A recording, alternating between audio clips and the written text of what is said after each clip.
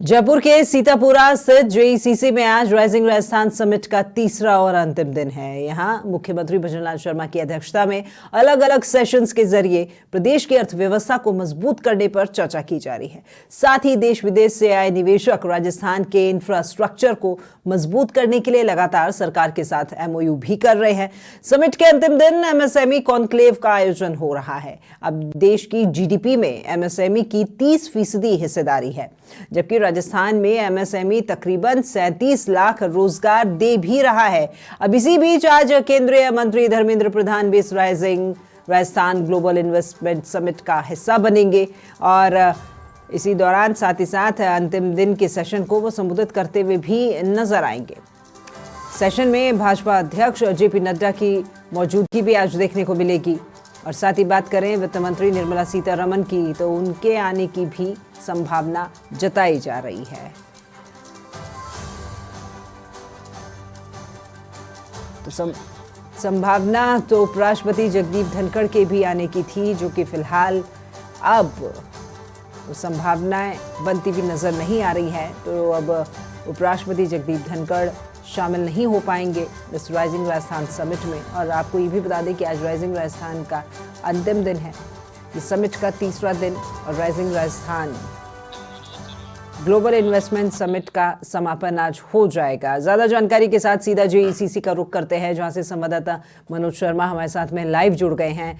Manoj, rising Rajasthan summit और ये भव्य आयोजन, और आज उस आयोजन का अंतिम दिन है। हालांकि राइजिंग राजस्थान समिट का ये अंतिम दिन है, लेकिन विकास के और अर्थव्यवस्था को मजबूत करने की शुरुआत यहां से हो रही है।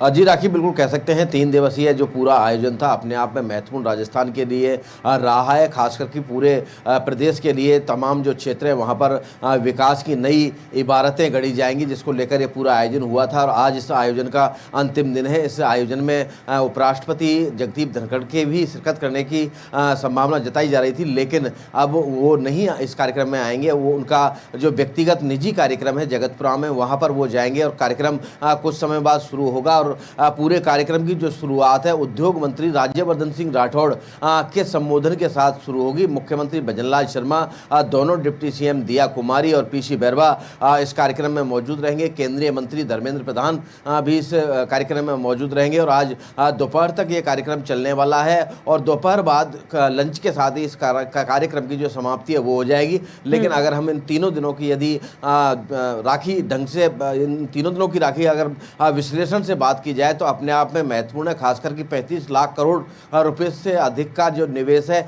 वो प्रदेश के लिए मिला है, जो कि पूरे प्रदेश में विकास की जो गति है, विकास को जो पहिया है वो आगे बढ़ता हुआ नजर आएगा, जिससे कि पूरे क्षेत्र में राजस्थान भर में जो रोजगार के जो नए अवसर है वो सृजन होंगे और अपने आप में पूरी जो गतिविधियां महत्वपूर्ण हो जाती हैं। और यहाँ पर जिस तरह से पूरा जो कार्यक्रम जेईसीसी में किया जा रहा है, यहाँ पर जो मंत्री हैं, उप मुख्यमंत्री हैं, पीसी बैरवा अभी पहुंचे हैं। उप मुख्यमंत्री पीसी बैरवा का आगमन जेईसीसी में हो गया है और कुछ ही देर में जो कार्यक्रम की विधिवत शुरुआत राखी वो हो जाएगी। जहां तक अब निवेश की बात की जाए तो जिस तरह से मुख्यमंत्री भजनलाल शर्मा का जो फोकस था वो अपने आप में जो ऊर्जा के क्षेत्र में प्रदेश को आत्मनिर्भर बनाने को लेकर था, और ऊर्जा के क्षेत्र में किस तरह से राजस्थान को आत्मनिर्भर बनाया जाए, उन तमाम बिंदुओं पर यहाँ पर एमओयू हुए हैं। तमाम कंपनियों के साथ एमओयू हुए हैं और यहाँ पर जिस तरह से पूरी विकास की नई जो गतिविधि है वो आगे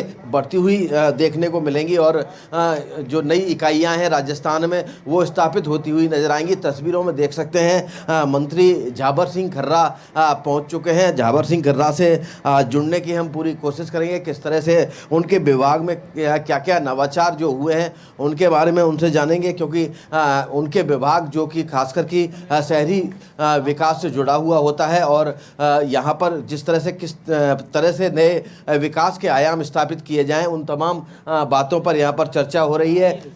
बिल्कुल तस्वीरों में देख सकते हैं यहाँ पर जो मंत्री हैं जाबर सिंह खर्रा, उन्होंने अभी यहाँ पर जो लघु उद्योग भारती उदयपुर के जो पोस्टर का विमोचन है वो यहाँ पर किया है और पूरे पोस्टर के विमोचन करने के बाद जो आगे की गतिविधियाँ हैं वो बढ़ती हुई नजर आएंगी।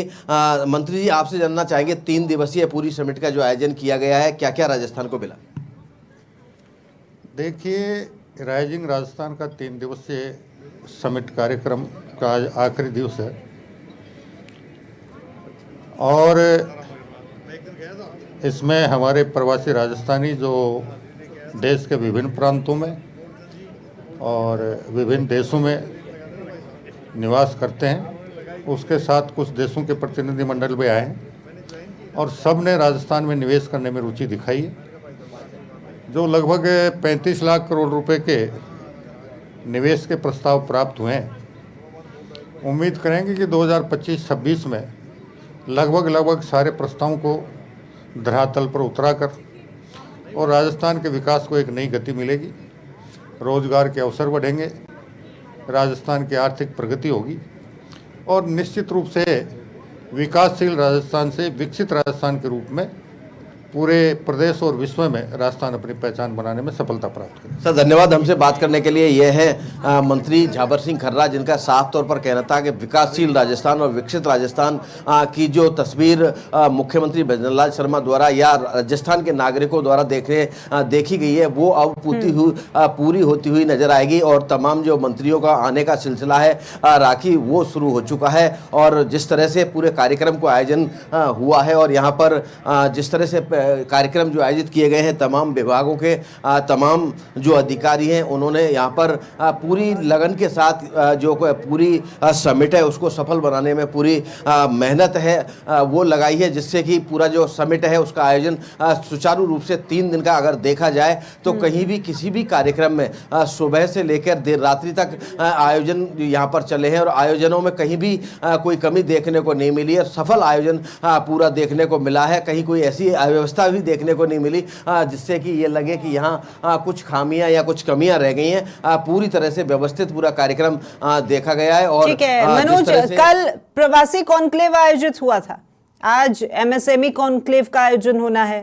कल भी 35 यात्री बैठे। देखो, जो माननीय गडकरी जी जो चीज़ हाथ में लेते हैं वो पहले ही कह देते हैं, जिसका लोग ये सोचते हैं कि ऐसा भी हो सकता है, लेकिन उन्होंने करके दिखाया और जो वो कहते हैं वो करके दिखाते हैं। रोडवेज घाटे से ऊपर जाएगी, टिकट यात्री खत्म हो जाएगी। देखिए, रोडवेज जिस तरह से अभी रोडवेज आज की तारीख में हमने जिस तरह से पहले की सरकार में चल रही थी और आज 1.25 करोड़ रुपए पर डे ज़्यादा इनकम रेवेन्यू हमारा आ रहा है, ये केवल एक सोच का फ़र्क है, विजन का फ़र्क है। जिस तरह से जो रोडवेज है 200 किलोमीटर चलती थी, आज 400 किलोमीटर के फेर में हमने चलाए, सारे गाँव और शहर उनको सम्मिलित करते हुए वो भी आवश्यकता पूरी हुई है और आज 1.25 करोड़ रुपए पर डे की एक्स्ट्रा इनकम जो रेवेन्यू बढ़ रहा है वो एक सकारात्मक सोच की ही और विजन का फर्क है।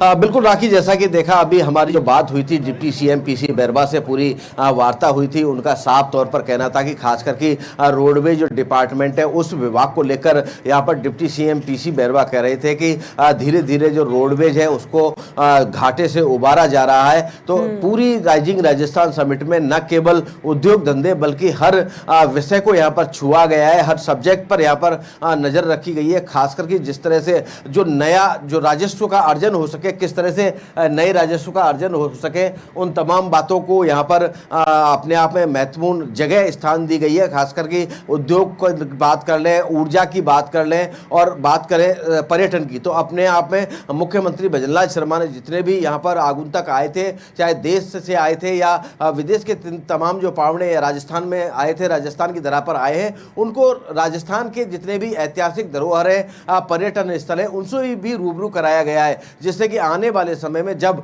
आज के बाद सभी पावड़े अपने अपने वतन को लौटेंगे, अपने अपने जगह को लौटेंगे, तो वहाँ पर राजस्थान की जो बीनी बीनी यादें इन 3 दिनों की हैं उनको लोगों तक पहुँचा सकें, उन यादों को लोगों को बताएं कि हम भारत गए और भारत के राजस्थान स्टेट में गए और राजस्थान स्टेट में जो यहाँ पर मेहमान नवाजी सरकार द्वारा की गई, उन सभी आगंतुकों का, उन सभी मेहमानों का पूरी तरह से ध्यान रखा गया, उनके रहने सहने की व्यवस्था की गई और तमाम जो पर्यटन स्थल है, खास करके जयपुर के नज़दीक जो जितने भी पर्यटन स्थल है। हम बात करें राखी सवाई माधोपुर के रणथंभौर की, हम बात करें अलवर के सरिस्का की, हम बात करें खासकर कि जयपुर के जो पर्यटन स्थल हैं अपने आप में महत्वपूर्ण हो जाते हैं। आमेर है, आमेर का महल है, हवा महल है, इसके अलावा सिटी पैलेस है, और जितने भी पर्यटन स्थल हैं उन पर तमाम बिल्कुल मनोज, देखिए तमाम पर्यटन स्थल भी उन्हें दिखाए जा रहे हैं, आओ भगत भी पूरी की जा रही है। और जैसा कि आपने कहा कि भीनी भीनी यादें वो यहाँ से ले जाएंगे, लेकिन उन यादों में सबसे खास याद जो रहेगी यहाँ प्रवासी राजस्थानियों की वो ये कि 10 दिसंबर को अब प्रवासी राजस्थानी दिवस घोषित कर दिया गया है। इससे अच्छा तोहफा प्रवासी राजस्थानियों के लिए और कुछ नहीं दे सकती सरकार, जो कि सरकार ने करके दिखाया है। साथ ही जिला स्तर पर वो संभाग भी खोले जाएंगे, वो कार्यालय भी वहां पर स्थापित किए जाएंगे। अगर किसी को कोई दिक्कत आती है तो उन दिक्कतों को वहीं का वहीं सुलझाया जाएगा, वो अपनी बात रख पाएंगे वहां पर पहुंच के। अब ऐसे जैसे कि प्रवासी कॉन्क्लेव कल आयोजित हुआ था मनोज, ऐसे ही आज एमएसएमई कॉन्क्लेव का भी आयोजन होना है। तो आज भी हम सेशन के अंदर लघु और उद्योग और मध्यम उद्योग से जुड़े हुए वो लोग यहां पर बैठे हुए नजर आएंगे जो चाहते हैं कि उनका उद्योग आगे बढ़े और उनका विकास हो और पूरे राज्य का विकास हो।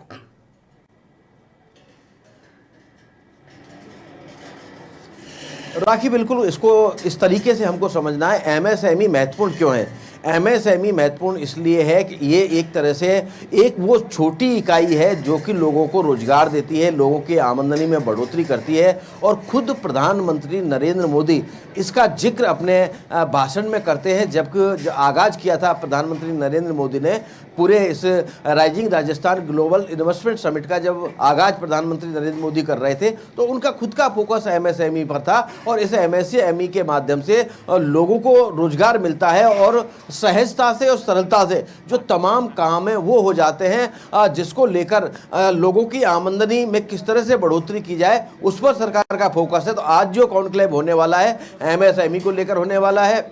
एमएसएमई में तमाम जो एमओयू हैं कितने अब तक हुए हैं और आज कितने होने हैं, और लघु उद्योग को किस तरह से विस्तार रूप दिया जाए और इसका आकार और प्रकार बढ़ाया जाए, अपने आप में इसलिए ज़रूरी है कि ये इसके लिए ज़्यादा जो आवश्यकताएं वो नहीं होती। छोटी छोटी चीज़ों से लेकर एमएसएमई की शुरुआत की जाती है और कम इसमें जो कीमत आती है, लागत आती है, वो भी कम रहती है। एक सामान्य इंसान भी इसको शुरू कर सकता है और जो आदमी खुद रोजगार के लिए भटक रहा है वो रोजगार देने की स्थिति में आ जाता है। इसलिए पूरा फोकस यहाँ पर राज्य सरकार का है, भारत सरकार का है कि एमएसएमई के माध्यम से लोगों को रोजगार उपलब्ध कराए जाएं, जिसकी पूरी जो तैयारियां राजस्थान सरकार द्वारा कर ली गई हैं। आज जिस तरह से ये कह सकते हैं कि आज अंतिम दिन जरूर है समिट का, लेकिन ये समिट आने वाले समय में राजस्थान के विकास की लिए मील का पत्थर साबित होगी। आज और कल और परसों, बीते 3 दिनों की हम बात कर रहे हैं राखी, इन तीनों दिनों को यदि देखा जाए तो राजस्थान के लिए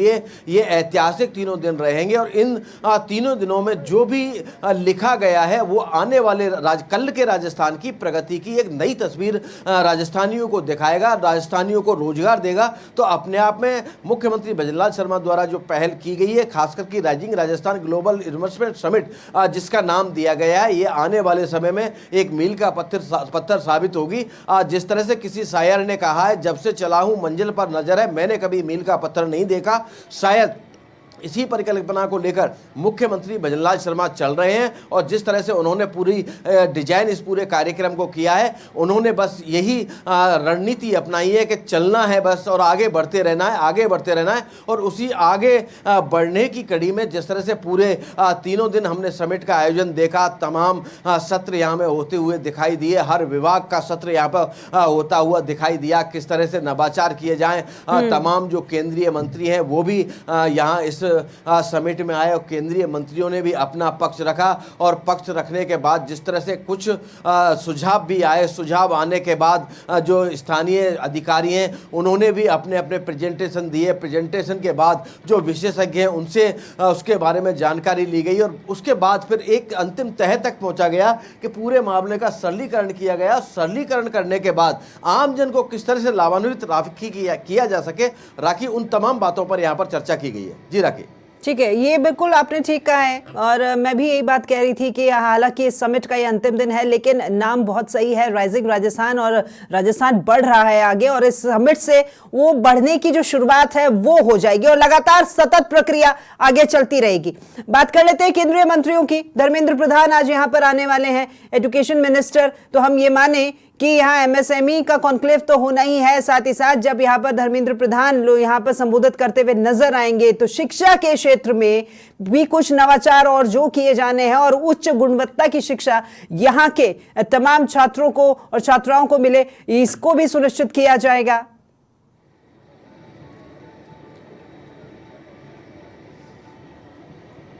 राखी, महत्वपूर्ण है शिक्षा।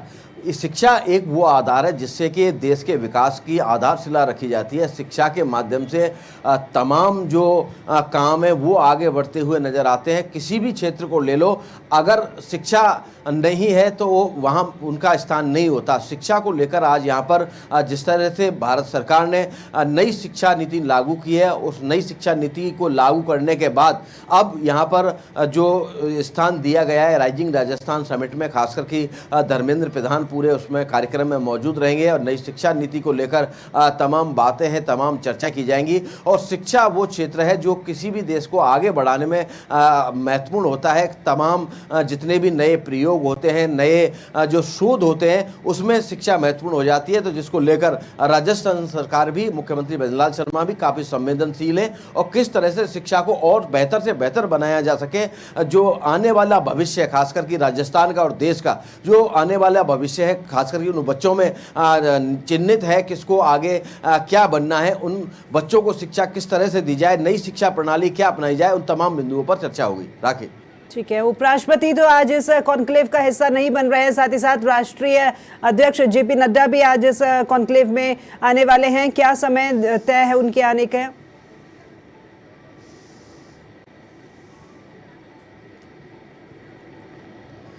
जी राखी, बिल्कुल कह सकते हैं यहाँ पर जो कार्यक्रम में आने का जो निर्धारित कार्यक्रम था वो उपराष्ट्रपति का नहीं है। उपराष्ट्रपति जगदीप धनखड़ आ जरूर रहे हैं जयपुर और ये कयास लगाए जा रहे थे कि उनका जो राइजिंग राजस्थान समिट है उसमें वो शिरकत करेंगे, लेकिन उनका निजी कार्यक्रम है जगतपुरा में, वो रखा गया है। जगतपुरा में वो एक निजी कार्यक्रम में शिरकत करेंगे। जी राखी, ठीक है। मनोज, हम बात कर रहे थे एमएसएमई इंडस्ट्रीज की, तो एमएसएमई इंडस्ट्री का जब आज कॉन्क्लेव होगा तो निवेशक वहां पर मौजूद रहेंगे, तमाम प्रवासी राजस्थानी जो कल यहाँ पर मौजूद थे, क्या आज वो भी इस कॉन्क्लेव का हिस्सा बनेंगे? क्योंकि उद्योग को कैसे बढ़ावा दिया जाए और उद्योग को बढ़ाने के लिए निवेश की भी आवश्यकता होगी, तो यहाँ पर वो लोग भी नजर आएंगे कॉन्क्लेव में।